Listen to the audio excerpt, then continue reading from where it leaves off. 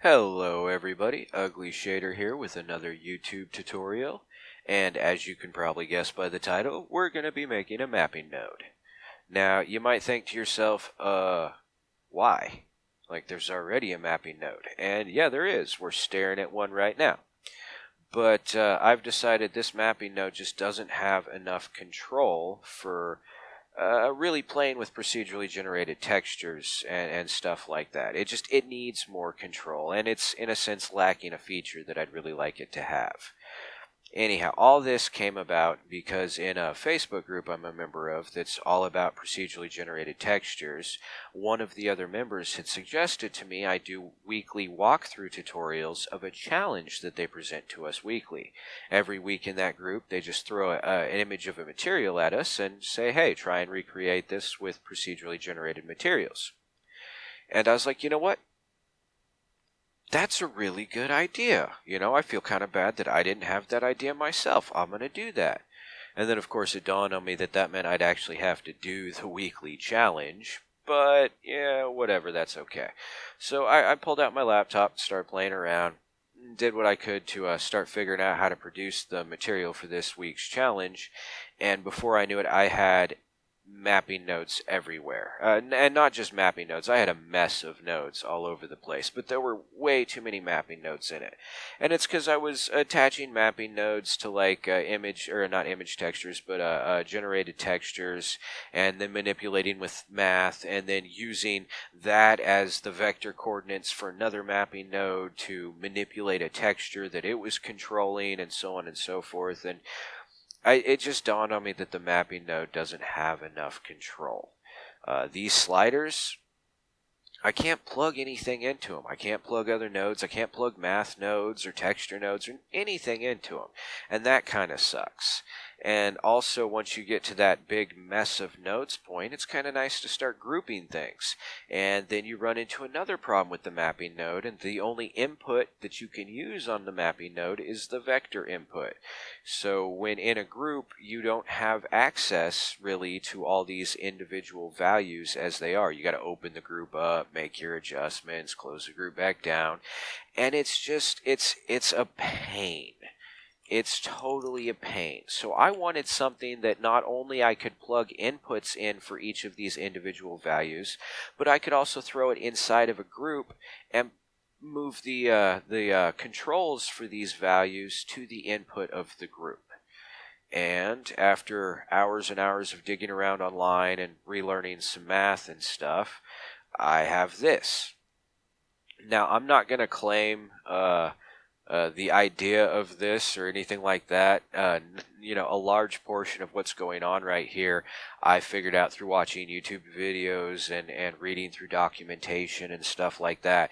In fact, a good portion of it is modeled off of a node. I forget the guy's name, but he did a presentation at, I believe, the 2014 Blender Talk or whatever, where he did this. He made his own mapping node so that he could have more control over things.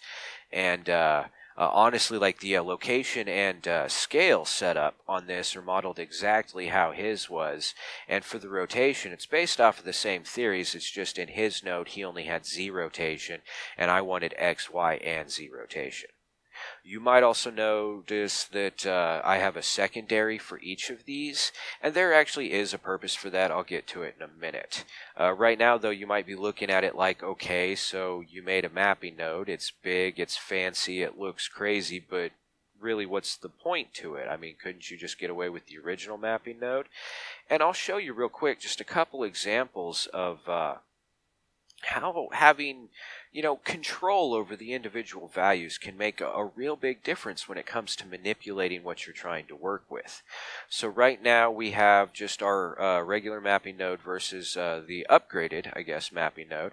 And if we plug this in real fast, well, the first thing you'll probably notice is that the tile got smaller with our mapping node. And that's simply a result of the fact that I'm using the object-based coordinates instead of the generated coordinates. Therefore, instead of just a default one-size-fits-all, always looks the same kind of scale, its scale is more based off of the actual scale of the object itself. So we got this smaller pattern.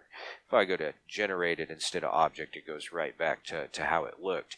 And that's because by default, these generated texture nodes, their vector is a default of a generated vector. So without it even attached, it's already got vector coordinates, and it's just the default generated feature that's right here.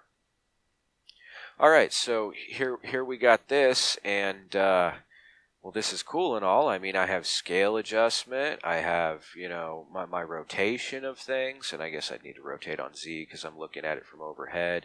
I have all of my adjustments as you'd expect a mapping node to have adjustments. But again, as I said, we don't have a whole lot of control over these.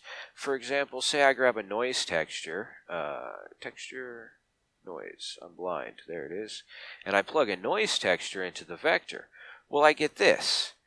But that's really all I get, you know. I say I wanted this noise texture to just affect the x coordinate. Well, I can't do that with the mapping node. I mean, I can scale it on the x coordinate, but I can't make this just affect the x coordinate because this little blue vector input represents all 9 of these values. And in my opinion, that's a really big limitation.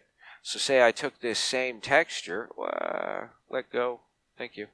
Say I took this same texture and brought it over here, and let's just go ahead and plug it into objects so it's like the other one is. And now we plug this in here, we go back to our default, and actually this one currently has a bigger pattern on it because I got the scales defaulted to, oh no, I don't want zeros, I want ones. I had them defaulted to 0.5. You can stay there. Oh, and actually we should run zeros down the rest of that just to clear everything out. Alright, so yeah, I have that. Oh, and it's because I adjusted both of them, my secondaries too. So, there. Now, regardless of which output we're taking, it's the same. So yeah, we had this, which is the noise texture, affecting the vector coordinates, but again, it's affecting all 9 vector coordinates. Say I just wanted to affect the location or the rotation. Well, that's what this mapping node allows. Now I can take my noise texture, and I can go ahead and just plug it into the location, and bam! We still have our checker pattern, only now our checker pattern is being distorted by our noise texture. So instead of just a mess of color, we still get to keep the original pattern that we were working with, only now we can, in a more controlled manner, manipulate it. See, now if I were to plug this into there, and there, as well as there, and there. I mean, we're kind of getting a little closer to what we had with this effect, but still you can clearly see that we're more or less still working with a checker pattern. So this is a way of manipulating textures with incredible precision. Lots and lots of customization option when it comes to something like this.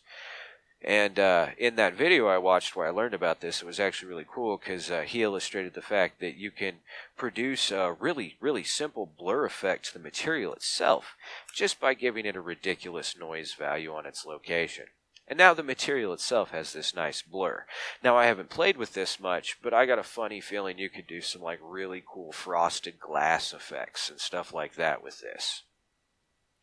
Anyhow, you might notice that we got this weird kind of clipping issue going on where it's like cut off the outside of our pattern and moved it up.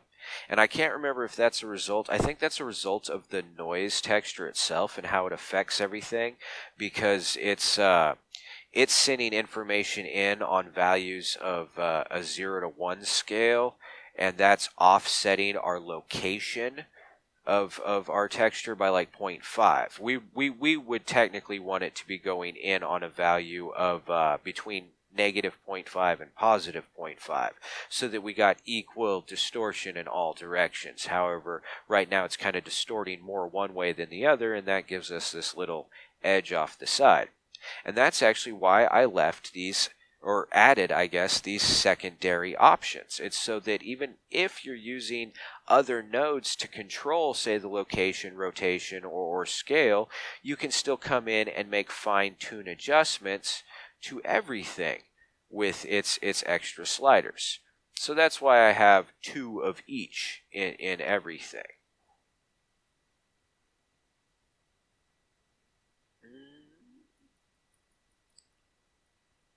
I guess we'll go -5 on both of those. And there we go. There's our pattern fixed. Oh, but we're on a cube.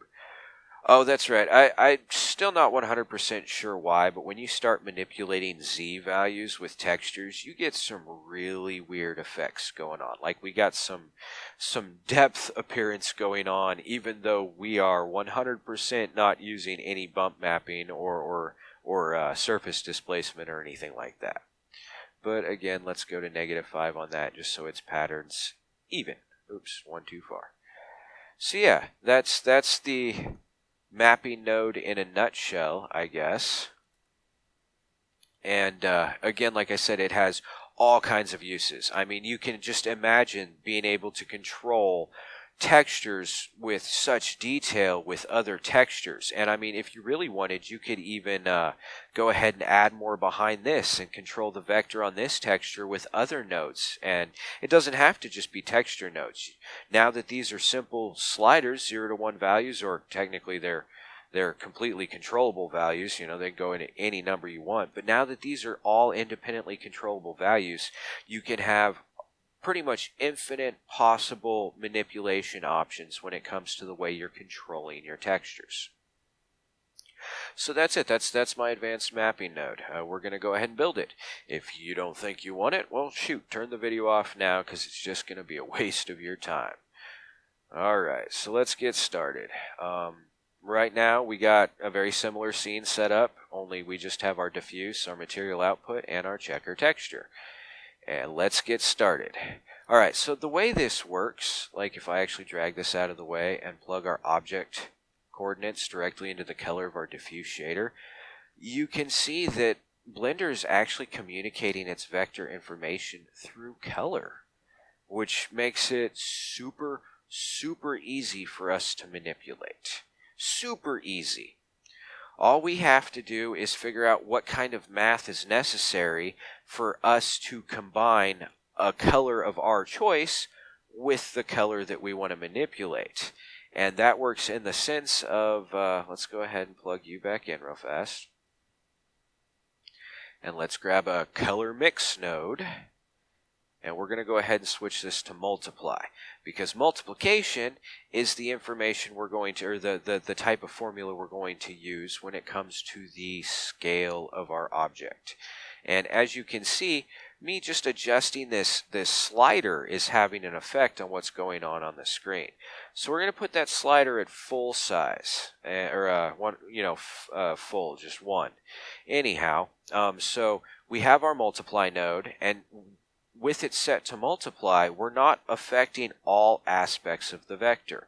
With this set to multiply, we are simply affecting scale, which means we only have 3 variables to work with, x, y, and z. And how convenient for us that our color is constructed with 3 values, r, g, and b. So we can actually use these 3 values to represent our x, y, and z. And of course, you're not really going to see much properly happening when I adjust the B, the blue color, but that's because we didn't have a good angle on our cube.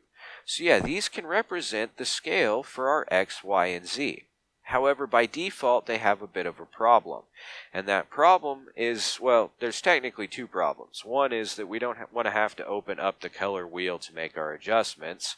The second is that these are on a 0 to 1 scale. And I can think of times where I've wanted to scale something past 1, or maybe into the negatives, which this does not allow.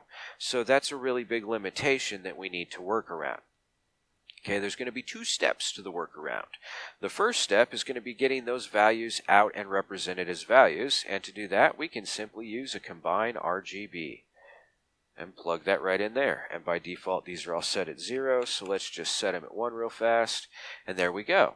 So now our values are out in view, and they are represented by sliders that are numbers that are just easy to see and get to.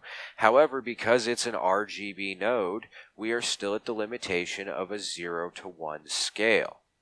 Now the workaround for that is super simple. All we got to do is grab some inputs and grab some value inputs.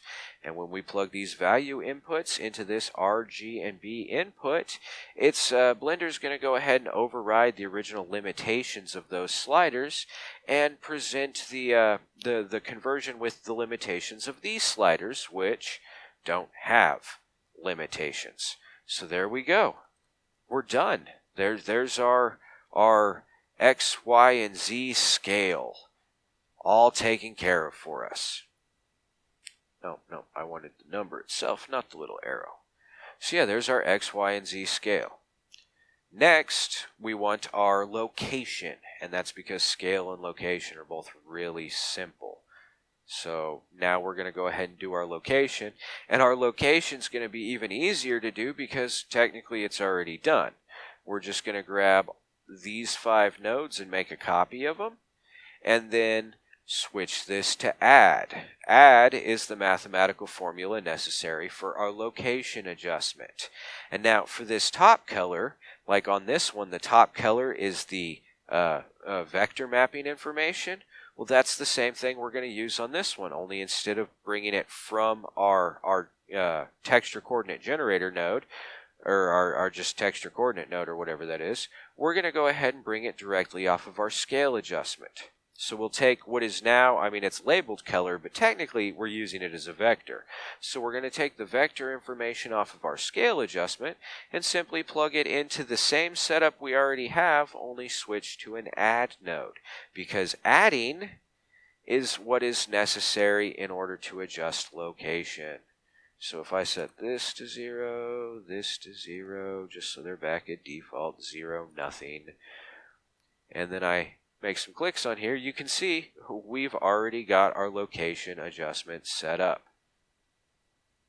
Oh, what am I looking at? There we go. I guess am I looking at the side there? Yeah, I was looking at the side. So yeah, we have our X, Y, and Z locations already set up.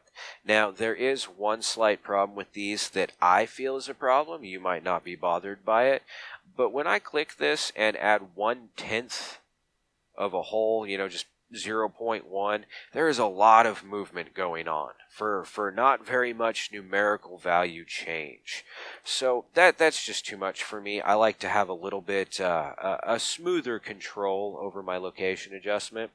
So I'm just going to scoot those back and then grab one of the the ghetto mapping nodes, the old school, not so efficient mapping nodes, and I'm going to set all 3 values in its scale to 0.1. If I wasn't being dumb with my keyboard. Alright, so all 3 of its scale values are 0.1. And that's basically going to turn all of these into 1/10 of what their original value was. So now I can squeeze that down. Let's move you back over there. I didn't want that going so far. Why are you doing that to me? They're not that close to each other. There's plenty of space in there. Anyhow, so yeah, there they are at a value of 0.1, and now as you can see, I have much more a smooth control over the location adjustment. I don't really feel like you need that on scale. It's not too bad of an adjustment. If you're feeling like your scale doesn't have quite the precision and the control that you'd like, you can go ahead and add those in there too. You can also go ahead and drop these all the way down to like 0.001 in the scale. But then I feel like it's just getting kind of extreme. You'd be at like 500 in your value before you got the pattern to really start moving worth of anything. And there we go.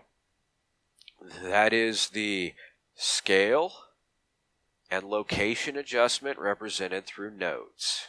And again, that's just mix RGB node set to multiply, mix RGB node set to add. And that works because we are literally adjusting our vector coordinates with color information, because that's how the system works. So yeah, super simple for our location and scale. Unfortunately, rotation's a bit trickier. We're actually going to give ourselves a decent bit of space, kind of trickier. Instead of nice simple math like add and multiply, we're going to have to bust out some trigonometry to get our rotation taken care of. Now, Thankfully, you don't really have to understand the math. You just have to know the formulas and know what they represent. Now, for us, we'll just go through our X rotation formula real quick. For all three formulas, the axes that you're rotating on, its new value, which would be this here, the X with the little quotation, or the apostrophe after it, is equal to the old value. So whatever axes you're rotating it on, you're not actually rotating that axis, you are rotating the other two. So on the X equation, X is just going to pass through. On the Y equation, Y gets passed straight through. And on the Z equation, Z gets passed straight through. Other than that, all we have to worry about is the sine, cosine, and theta, because aside from that, we're just using the X, Y, and Z values that we already have. Well, lucky for us, Blender takes care of sine and cosine for us with its math nodes. I can just throw a couple math nodes in here, and I can set that one to sine and set that one to cosine. We now have that taken care of. The only other variable in our equation is theta, the little zero with the line through it thing or whatnot. And for our equation, theta is simply going to represent the amount that we want our rotation to change.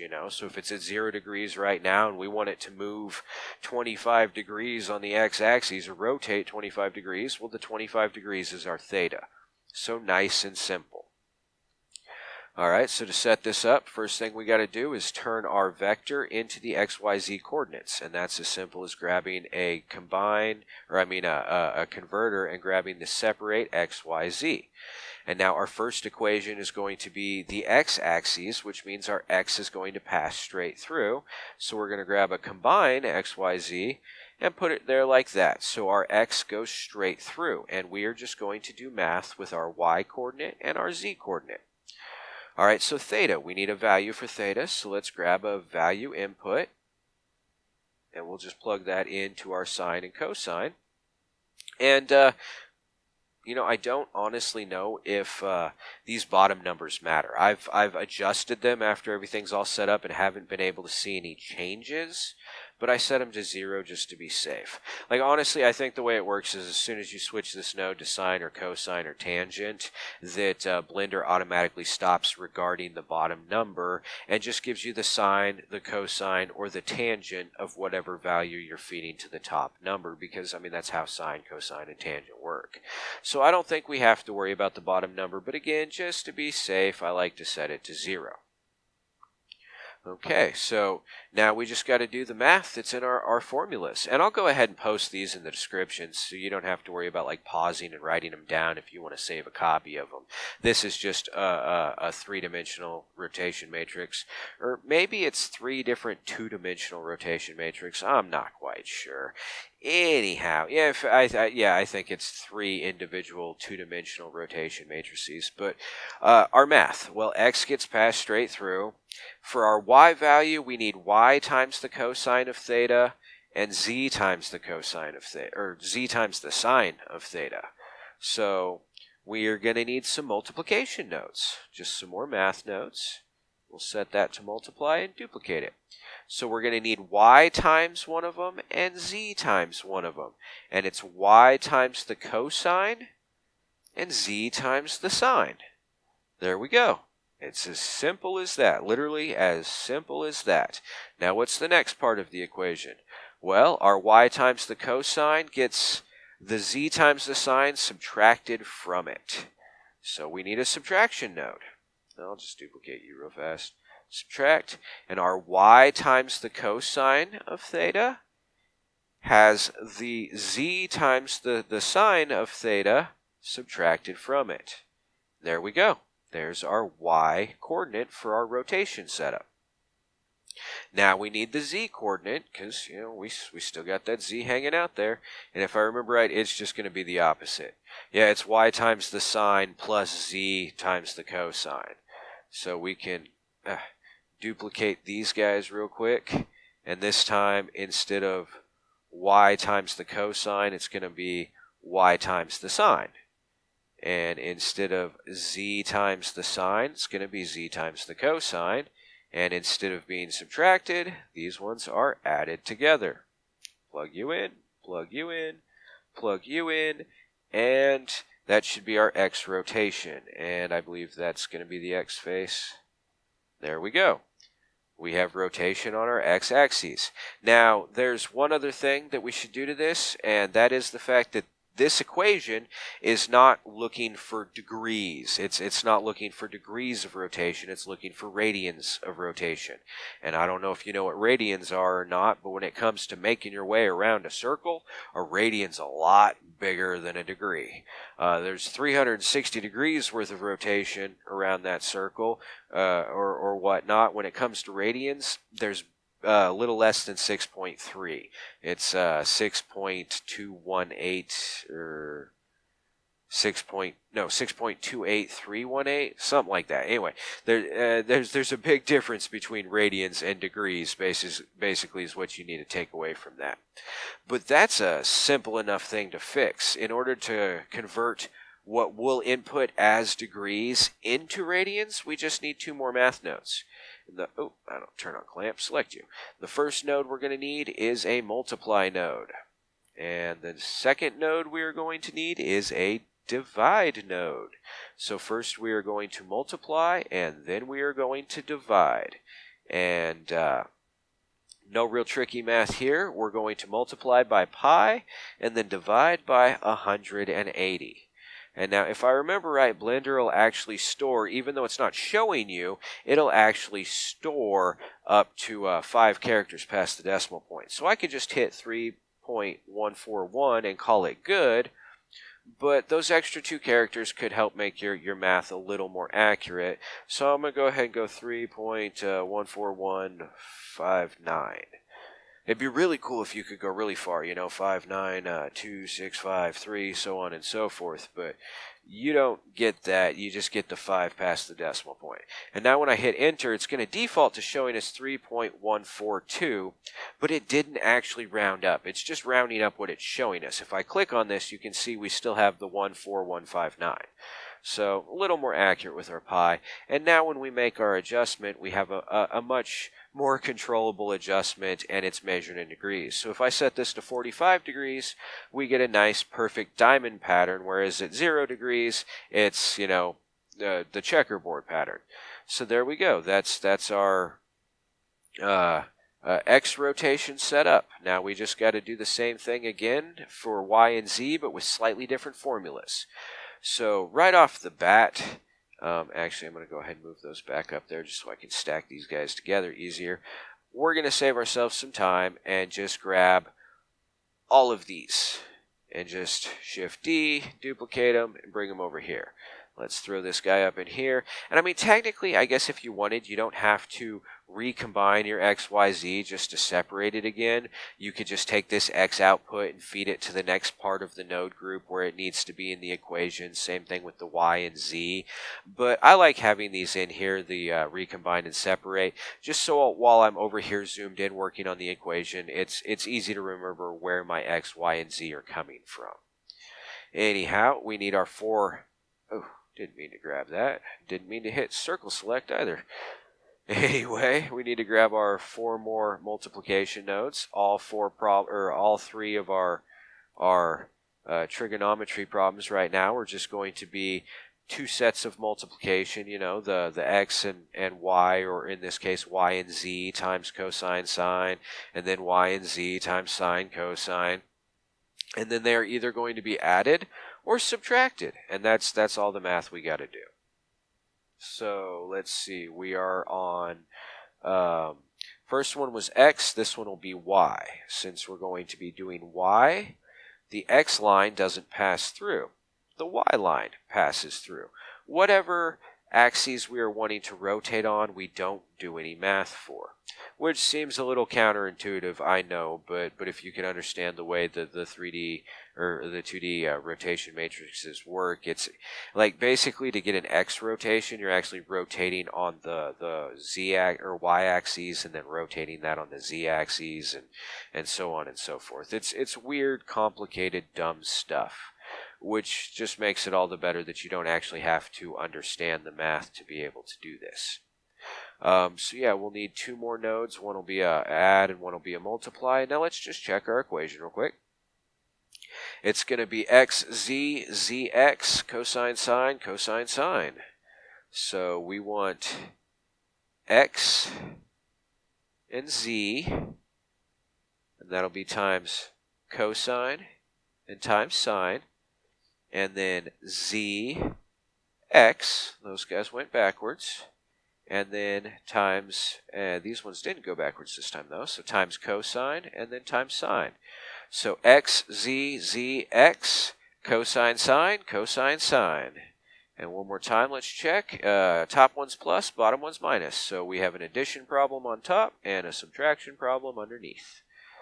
We just plug those in to where they go.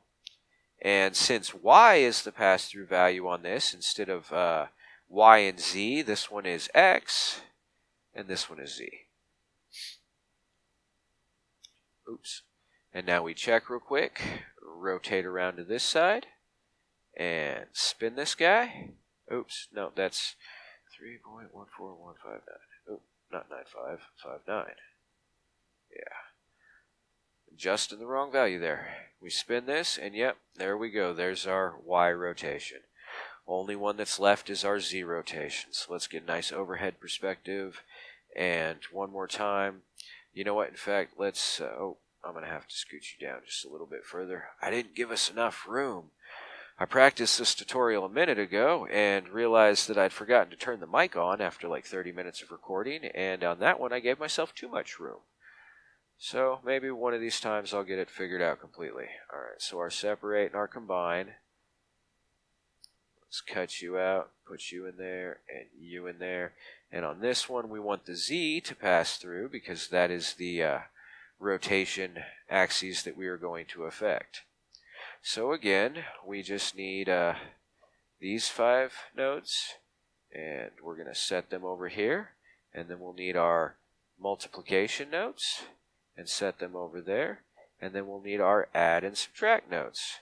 And if I remember right, this time is going to be on subtract, and this one's going to be on add. Ooh, I'm excited. I've done this enough, I bet I can remember that equation without actually having to look at the paper. So for this one, we are going to take the cosine of x times the sine of y and subtract them from each other. So cosine of x, sine of y. And on this one, we are going to take the sine of x and the cosine of y. And those will get added together.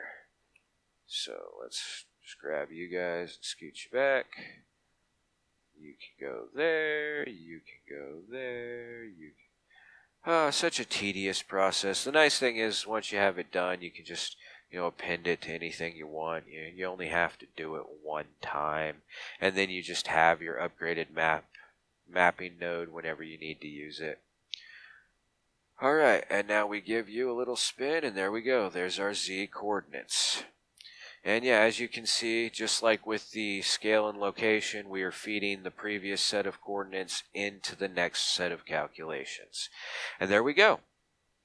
That's there, and that can go there. And now we have exactly what is right here, except it's got the secondaries, which I'll show you how to add in real fast, and it's been compiled into a group. So let's get those secondaries in there. Now, I think one time I used it with math nodes, and it instantly didn't work, which honestly probably shouldn't surprise me very much, considering the fact that our scale and location aren't based off of mathematical equations right now. They're based off of color. So when I used standard math nodes to add my secondary values and it didn't work, I guess what I'm trying to say is I shouldn't have been surprised. I probably should have put a little more thought into it before I just started throwing random nodes in to try and add things together. So there's our 9 values, x, y, z, for location, rotation, and scale. Scoot those back a bit, and then we can Shift D and move those down. And those will be our secondary values. I guess I didn't quite give myself enough space. Anyways, those will be our secondary values. And the way we take care of those is with more of our color mix. It's just a color mix RGB node set to add with its factor at full. And then as you can see, when something is already adjusting the primary value, you can still make adjustments on the secondary value. So that gives you full and complete control over all of it, even if you have, like a noise texture or a wave texture or something plugged into the location value of your new mapping node. That's why, in fact, as I said before, I gave it the secondary values. It's so that you could use nodes to control and distort the material or texture you're working on while still having the ability of making standardized scale, location, and rotation adjustments to the same material. It really doesn't want me to give it that noodle. Fine, I'll move you out of the way so you can, there you go, eat that noodle up. That's right. Yep, you're going to do the same thing. So we'll just hide you. And we'll hide, oh, didn't mean to grab. Did it again. I cannot press the right freaking key. Hide, thank you. And hide you. Hide you. And, oh, yeah, you're already good to go. See, I guess I could have just hid all of those anyways, so they take up less space. Box select you guys, hide. Alright, so there we go. That is all of the form and function of my node, that mapping node that I showed you at the beginning. It's just not in a group yet. And that's as simple as, in fact, I'll give you an example real quick of putting some of it in a group, because there's a little a quirk about things that you got to watch out for. So Control G, make that a group. And first thing I'd do would be take the input off of one of these vectors and plug it into your group input so that you have that vector input going on or whatnot, so that you can go ahead and use whatever object or generated coordinates that you're using from outside of the group.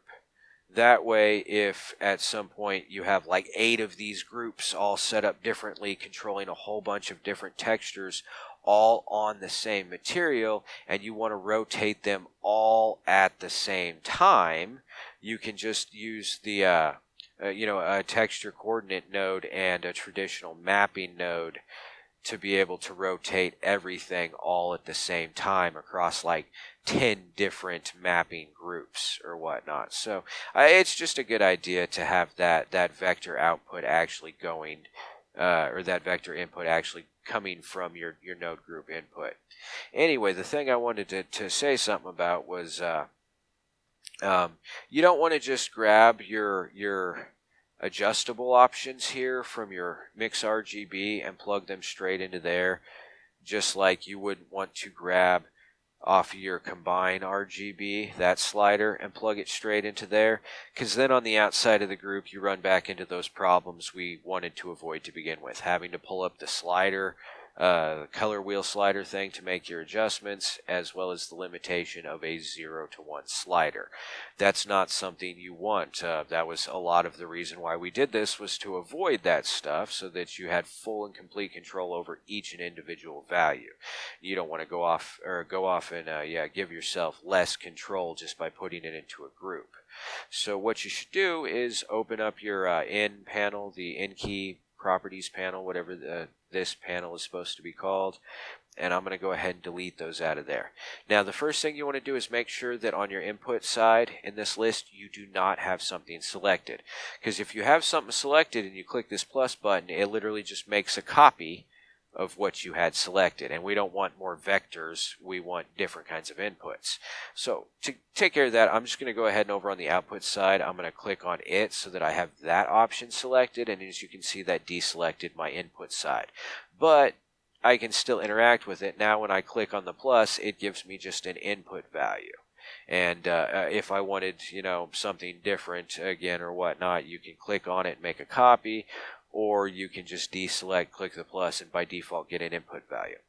And the input value is just like, you know, going to input and going to value. It's the same thing. It's just a slider that can go pretty much infinitely far in any direction you want.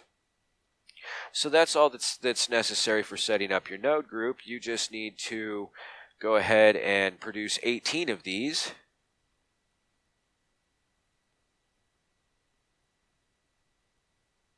I think that's 18. I may have gotten off. 1, 2, 3, 4, 5, 6, 7, 8, 9, 10, 11, 12, 13, 14, 15, 16, 17, 18. So yeah, there's 18 there. So yeah, all you got to do is just connect each of them. Get rid of you. Get rid of you.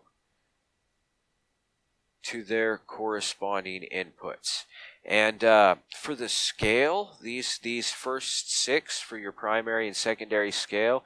Oh, and also you might want to give them names, you know, like you'd come up to the top and select this guy. And this would be our scale X primary. And then you would have the next one in line would be your scale X secondary. But I'm not going to sit here and make you watch me type all of those out. That'd just be mean.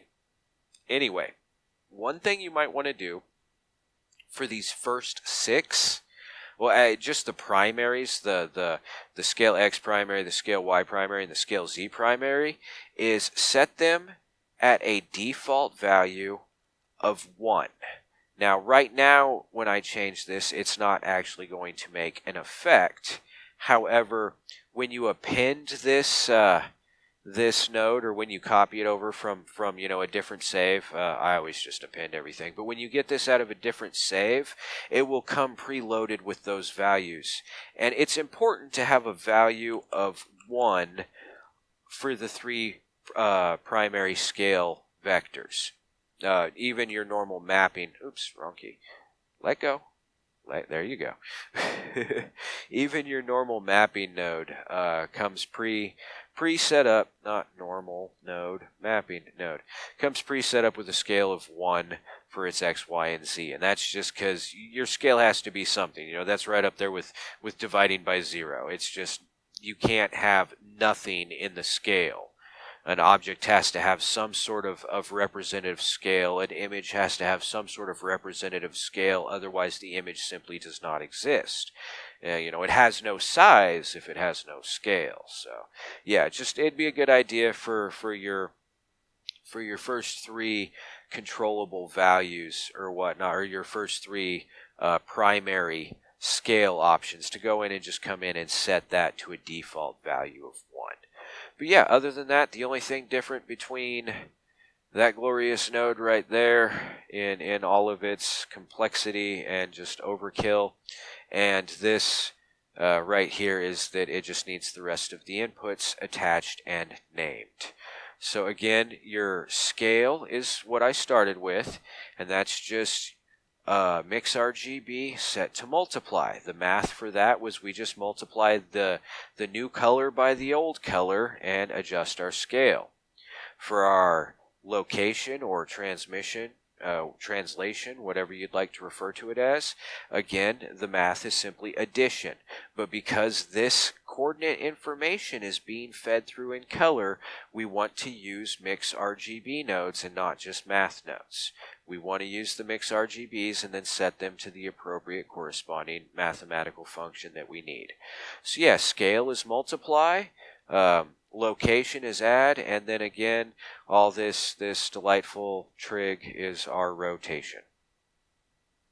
Well, I hope you found this useful. If you didn't, I'm sorry. You probably should have turned the video off when I told you to.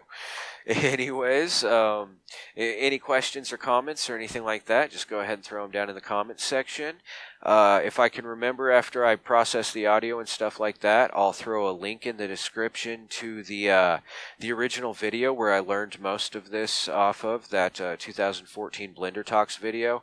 I think it was how to control texture coordinates like a boss or something like that. So, some rather amusing title. It shouldn't be too hard for me to find.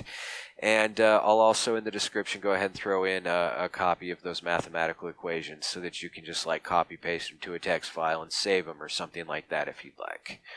Alright, well, again, this has been uglyShader. I hope you liked the video, and y'all have a good one. Enjoy creating things however you want to create things.